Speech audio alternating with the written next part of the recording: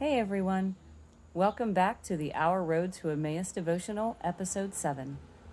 In the last couple of episodes, we have looked at how Jesus allows us to go through the grieving process when we are in times of deep anguish.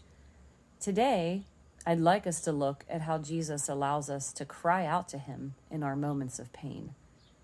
So first, let's visit the two men on the road to Emmaus. Remember, as they walked along, Jesus came up with them and was talking with them, but they were kept from recognizing him.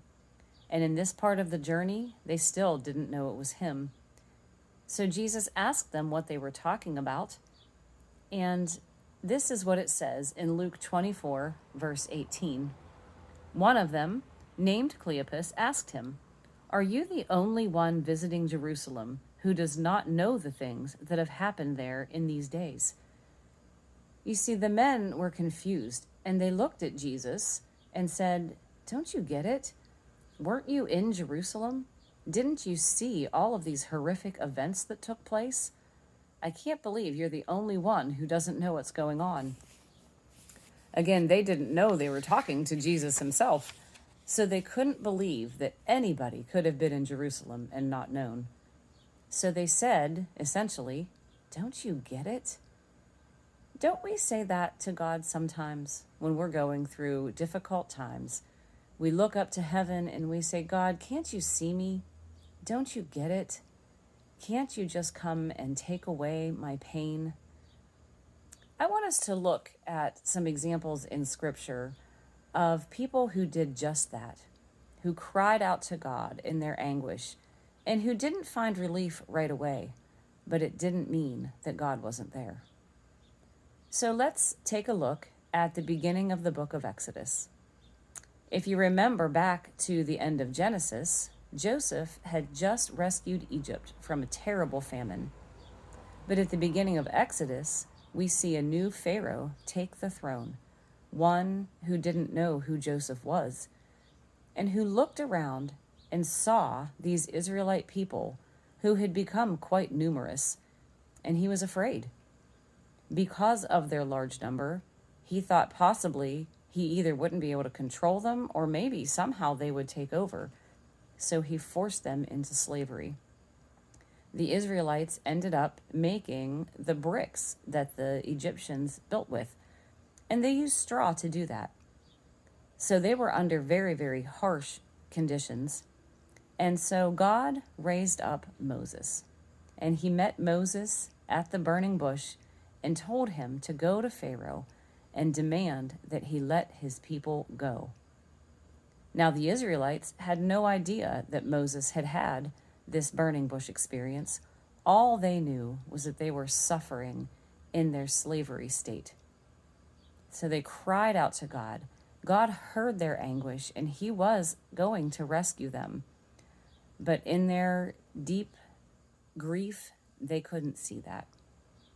So what we see in Exodus 3 and 4 is Moses going to Pharaoh, telling him to let the people go. But what was the response?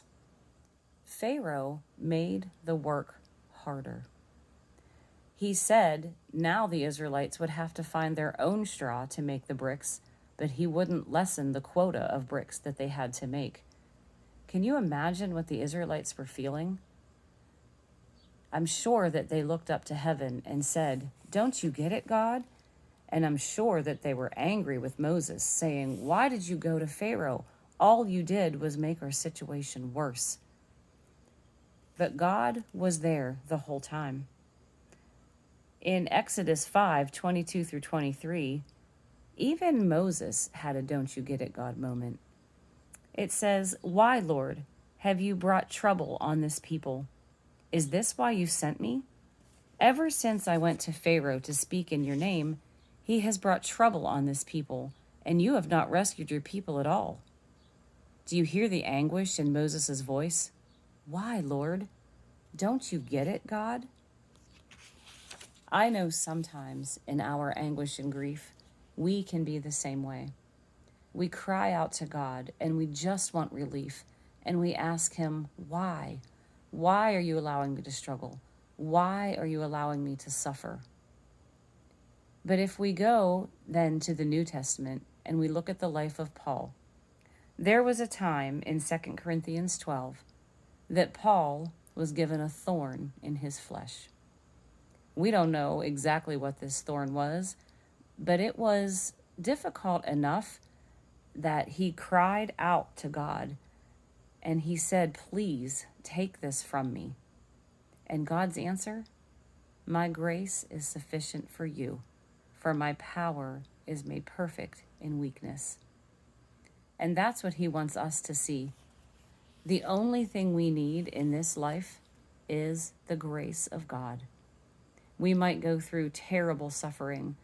We might lose jobs. We might lose loved ones. There are just so many things, illnesses and cars that break down and homes that need fixed and broken relationships. And all the while, we are looking up to God and saying, "Don't you get it? Don't you see me? Can't you help my situation?" And he looks down and he says, "My grace is sufficient for you. My power is made perfect in your weakness." Now, does that mean that God will never rescue us from our situation? Absolutely not. He will rescue us in his time and in his way. We need to accept that that time and that way may not match our own, but that we can always trust that God's grace is sufficient and that his ways are always perfect. So when you find yourself in a time of deep grief, don't be afraid to go to Jesus and say, "Don't you get it? Don't you understand?" Know all the while that he does understand and that he will help you, but rest in the promise that his grace is sufficient. Grab onto that grace and understand that it is all you need. I pray that you will grab that truth onto your heart today. I thank you for listening to this devotional. And if you like what you hear, I ask that you subscribe to my channel. You can grab a copy of my book, Our Road to Emmaus, Walking with Jesus Through Difficult Times, on Amazon, barnesandnoble.com, or just request it in any bookstore. I'll see you next time for episode 8. Thanks for listening.